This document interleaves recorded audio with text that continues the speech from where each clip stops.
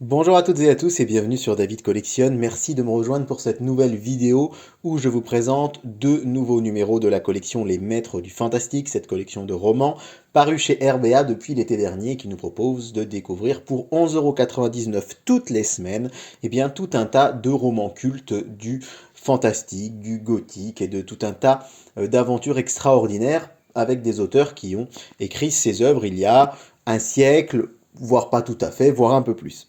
Aujourd'hui, présentation du numéro 26 et 28. Alors, ça faisait un petit moment que je ne vous avais pas proposé de présentation. Alors, tout d'abord parce que voilà, j'étais bien occupé professionnellement ces dernières semaines. Et puis aussi et surtout parce que, comme je vous l'avais annoncé, je ralentis un petit peu sur cette collection. De base, j'avais prévu de prendre 5 numéros. J'en ai aux alentours de 25 dans ma bibliothèque. Et c'est vrai que j'ai quand même la majeure partie des titres qui m'intéressent. Je vais continuer à la suivre et en acheter de temps en temps, mais là, à l'heure où je vous parle, à l'heure où je tourne cette vidéo, il est vrai que j'ai un petit peu ralenti mon rythme. Alors, le numéro 26, c'est Le Cauchemar d'Innsmouth de Lovecraft. Lovecraft, c'est un auteur dont on a déjà très longuement parlé sur ma chaîne, puisque c'est déjà le 4 ou 5e roman de la collection qui s'intéresse à l'œuvre de Lovecraft. Et il est vrai que c'est un auteur qui est assez fascinant pour tout un tas de raisons. J'ai regardé là il y a quelques jours une vidéo qui s'appelle Lovecraft, rater sa vie, réussir son œuvre. Ça c'est sur la chaîne de Paul et c'est vraiment vraiment très réussi si vous avez l'occasion d'aller le voir. C'est vraiment fascinant de voir à quel point cet homme était torturé, était déprimé, dépressif, isolé, misanthrope. On en a déjà un peu parlé avec de l'arianisme, de racisme, d'antisémitisme.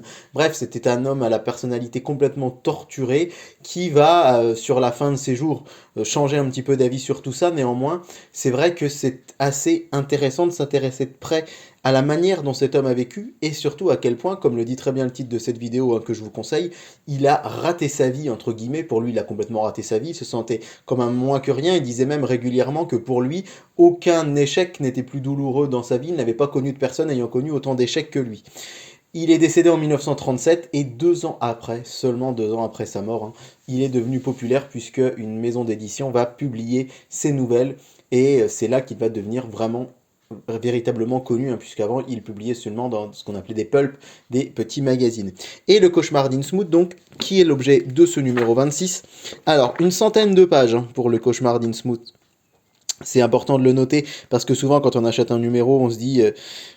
on pense peut-être n'acheter que ça, et en fait vous avez toute une deuxième partie qui est consacrée à l'œuvre aux aventures de Randolph Carter, pardon, divisé en 3 sous-parties. Alors je vous avoue que je ne sais pas du tout de quoi il s'agit, mais j'ai hâte de lire ça parce que s'il y a bien une chose qu'on ne peut pas enlever à Lovecraft, c'est son talent d'écrivain et sa manière d'écrire toutes ces histoires.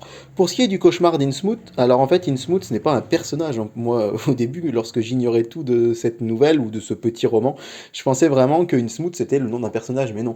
Innsmouth, il s'agit d'une localité, d'une petite ville fictive qui se situe en Nouvelle-Angleterre. La Nouvelle-Angleterre, c'est le nord-est des États-Unis. On appelle Nouvelle-Angleterre parce que ce sont les premières zones que les Anglais vont coloniser lors de la découverte de l'Amérique. Et donc, ça se passe dans cette partie-là, pas très loin. Alors, Lovecraft, il a vécu pratiquement toute sa vie à Providence. Et il aura passé 2 années à New York qui vont d'ailleurs beaucoup beaucoup le marquer.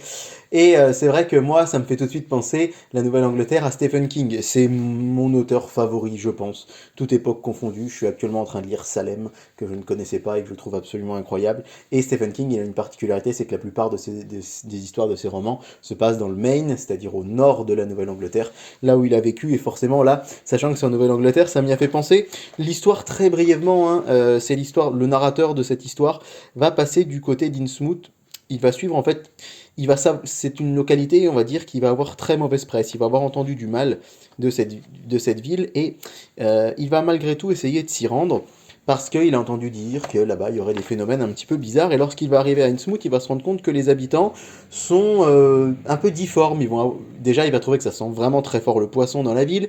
Il va voir que les habitants ont cet aspect un petit peu curieux. Il va entendre parler d'un mythe de batraciens et de poissons Et il va découvrir en fait que les habitants de la ville vouent un culte à Dagon, qui est une sorte de vieille divinité maritime, et il va se rendre compte très vite qu'en fait, eh bien, il va y avoir des choses vraiment pas nettes qui vont se passer autour de cette ville. Alors évidemment, on a tendance à rallier cette histoire au mythe de Cthulhu, puisqu'il est question de Cthulhu dans ce livre, et cette vidéo dont je vous parlais tout à l'heure et ma documentation pour préparer celle-ci m'a bien marqué, et m'a bien fait remarquer, pardon, qu'effectivement, il faut bien se rendre compte que si des personnages de Lovecraft apparaissent et réapparaissent dans certains livres, hein, on est loin d'avoir une œuvre commune à tout cela, ni un lien entre les œuvres. On a tendance à appeler tout cela le mythe de Cthulhu. Alors effectivement, Cthulhu est évoqué dans ce livre, mais il faut bien avoir conscience quand même que si certes Lovecraft réutilise ses personnages, il fait toujours des histoires à part, et là en l'occurrence c'est un très bon exemple. Vous pouvez tout à fait lire le Cauchemar d'Innsmouth sans avoir lu le Cthulhu, et vous comprendrez tout à fait ce qui s'y passe, et c'est ça qui est vraiment intéressant donc dans ce numéro 26. Le numéro 27, entre les deux, c'était le Parasite de Conan Doyle. Alors je ne l'ai pas acheté, je n'ai pas d'autre argument à vous donner que ça ne me disait pas plus que ça. Je me suis renseigné un petit peu, c'est vrai que ça avait l'air intéressant, mais encore une fois, je crois qu'on en a parlé dans ma précédente vidéo, j'ai une pile à lire extrêmement fournie, et je me dis, bah peut-être qu'un jour, c'est des œuvres, tous ceux que j'ai pas pris, peut-être que je pourrais les retrouver dans des boutiques d'occasion, ou sur des sites comme Le Bon Coin, Vinted, etc., à des prix un peu moindres. Et du coup, c'est vrai que même si ça m'intéressait un petit peu, c'était clairement pas ma priorité. Et du coup, je suis passé directement à La Guerre des Salamandres, un roman tchèque. Alors, c'est quelque chose qui m'a beaucoup marqué, vous le savez, j'enseigne l'histoire, et c'est un roman que je voulais avoir depuis très très longtemps. Il est écrit par Karel. Alors, si je suis plutôt spécialiste en histoire, je suis pas très bon en linguisme. Enfin, en tout cas, j'ai pas forcément des bonnes bases solides. Donc, je ne sais pas exactement comment on prononce le C avec cette accentuation. Si j'en crois ce que j'ai lu sur internet, on dirait Karel Čapek. Ça se lirait comme un ch. Néanmoins, n'hésitez pas à me corriger hein, dans les commentaires si c'est pas le cas, et je m'en excuse par avance. Mais là, d'après ce que j'ai lu, on dirait Karel Čapek, donc je vais rester là-dessus. Et sa Guerre des Salamandres, numéro 28, assez épais, hein, et qui est un numéro complet, c'est-à-dire qu'il n'y a que le roman, que la Guerre des Salamandres dans ce livre. Alors pourquoi je l'attendais et pourquoi il m'intéressait tellement? Eh bien déjà parce qu'il a été écrit en 1936. Dites-vous bien qu'on est en plein contexte pré-Seconde Guerre mondiale, on est en plus en Europe centrale, c'est avec la République tchèque, hein, c'est un pays qui a été marqué par la Première Guerre mondiale, qui se trouve un petit peu à la croisée de l'Allemagne, de la Pologne, et c'est un pays qui va effectivement avoir une place dans l'histoire, même si forcément nous on connaît notre histoire française, on connaît tout de la Seconde Guerre mondiale, mais il faut bien avoir conscience que l'Europe de l'Est a été vraiment l'Europe de l'Est et du centre, puisque la République tchèque c'est plutôt au centre de l'Europe. Et c'est vrai que cette République tchèque, ou Tchécoslovaquie, hein, comme on disait à l'époque, va être vraiment marquée, et Karel Čapek, lui, va écrire ce livre en 1936. On est donc en plein dans la montée du nazisme, on est en plein dans un Hitler très très fort et puissant en Allemagne, et bien avant tout ce qui va être l'invasion de la Pologne en 1939 et le début de la Seconde Guerre mondiale. L'histoire de la guerre des salamandres, en fait, effectivement, elle est liée à tout cela, et d'ailleurs vous pouvez voir que on a d'énormes notes de bas de page, ce qui n'est pas souvent le cas quand même, dans les livres, enfin dans des notes de bas de page, et on a des espèces de représentations de journaux aussi, c'était ça là en l'occurrence. Et je trouve ça vraiment, vraiment très, très intéressant. Et donc, l'histoire, elle est simple. Un personnage, une sorte de professeur, va découvrir dans l'océan Pacifique, si je ne dis pas de bêtises, un peuple doué d'intelligence qui sont des salamandres. Et il va se rendre compte qu'en fait, l'être humain n'est pas le seul être doué de conscience, et il va sympathiser avec ces salamandres. Et malheureusement, les salamandres, elles, vont avoir des difficultés puisqu'elles vont être attaquées et mangées par des requins. Du coup, la solution de ce professeur, ça va être de proposer aux salamandres des couteaux pour tuer les requins, et en échange de ces couteaux, eh bien les salamandres vont lui fournir des perles, et avec ces perles, il va pouvoir, lui, entre guillemets, faire fortune et créer une société. Mais à la mort de ce professeur, en fait, très vite, les humains ont décidé d'attaquer les salamandres, et pourquoi pas faire même commerce de ces salamandres douées d'intelligence, sauf que les salamandres vont muter, vont devenir de plus en plus fortes, et vont vouloir envahir le monde et tuer les humains, notamment en voulant étendre les mers pour avoir plus de surface à vivre, et donc faire disparaître les continents.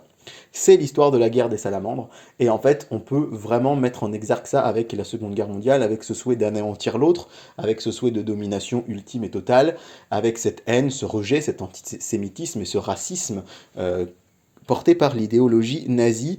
Et c'est vraiment ce qui est très intéressant, mais ça va au-delà de ça. Vraiment, et c'est là où je peux me permettre de mettre ma petite pierre d'amateur d'histoire à tout ça. C'est vrai que il faut y voir même au-delà une critique globale du racisme dans sa globalité, de cette manière de rabaisser l'autre constamment, même un rejet du capitalisme hein, pour l'époque, pour 1936, un rejet des nationalismes, du racisme et de l'antisémitisme, évidemment extrêmement lié au contexte de la Seconde Guerre mondiale, mais même au-delà. C'est un roman très très très engagé et qui est très bien écrit en plus, et je trouve que ça fait plaisir, je sais pas ce que vous en pensez, mais d'avoir aussi un nouvel auteur dans cette collection, puisque, bon, bah, grosso modo, hein, H.G. Wells, Lovecraft, Conan Doyle, Jack London, c'est vrai qu'on retrouve un petit peu toujours les mêmes auteurs, même si là, c'est aussi ce qui est intéressant avec cette deuxième partie de collection, pardon, c'est d'avoir d'autres auteurs qui apparaissent, en l'occurrence ici, Karel Čapek. Donc vraiment, je vous le conseille très très vivement si c'est trop tard parce qu'il est déjà sorti il y a quelques semaines. Et si vous pouvez simplement vous procurer une édition poche ou une édition d'occasion de La Guerre des Salamandres, c'est vraiment un gros coup de cœur qui, je pense, il faut vraiment avoir lu une fois dans sa vie et qui est vraiment vraiment très bien pensé, passionnant et encore une fois recontextualisé dans l'avant Seconde Guerre mondiale et vraiment quelque chose à lire. Voilà donc pour ce numéro 28. Le numéro 29, je ne l'aurais pas acheté, je ne vous le présenterai pas non plus, j'ai longtemps hésité, c'est le Horla et autres contes de Guy de Maupassant. Pourquoi j'ai hésité? Parce que le Horla, c'est un des romans qui a vraiment marqué mon adolescence, pour la simple et bonne raison que c'est un roman que j'ai étudié en classe de seconde. Et c'est vrai qu'à l'époque, moi, mes romans, je lisais plutôt des choses un peu fantastiques. Le Horla, c'est fantastique, mais plus des choses contemporaines. Je pense qu'au collège, collège, lycée, on n'est pas forcément encore très porté vers la littérature un peu plus ancienne. Il y en a qui le sont et grand bien leur face. Moi, j'aurais vraiment aimé le faire. Et le Horla m'a vraiment marqué et j'ai vraiment hésité à me le prendre en me disant bah génial, je vais pouvoir avoir de nouveau ce roman dans une très belle édition, mais d'un autre côté, voilà, j'étais un petit peu partagé entre le fait d'avoir le Horla, mais que j'ai déjà un roman, que je peux relire quand je veux, et c'est vrai que certes là j'aurais vraiment eu seulement cette belle édition, donc là ça va être le... Je me suis dit non, allez, ne le prends pas, garde plutôt de l'argent, parce que c'est quand même 11,90 € à chaque fois, on le rappelle, hein. On le rappelle, je me suis dit garde donc plutôt ton argent pour t'acheter de l'inédit, le Horla tu peux le relire quand tu veux, et encore une fois peut-être qu'un jour je le trouverai d'occasion.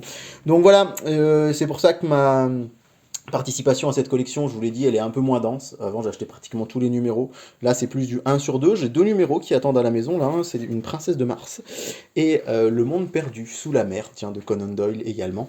On aura l'occasion d'en reparler très vite sur David Collectionne. J'espère que le retour de ces petites vidéos vous aura plu. Comme toujours, n'hésitez pas à liker, partager, commenter et à dire qu'autour de vous, ma chaîne existe. Vous êtes plus de 500, ça fait vraiment, vraiment plaisir. Et j'espère qu'on va continuer à être une communauté de plus en plus grande pour partager nos passions autour de, que ce soit la littérature, le jeu vidéo, le cinéma, les collections, les figurines, tout ce qui me plaît. Bref, très belle journée à tous et merci encore pour votre amitié et votre présence fidèle sur David Collectionne.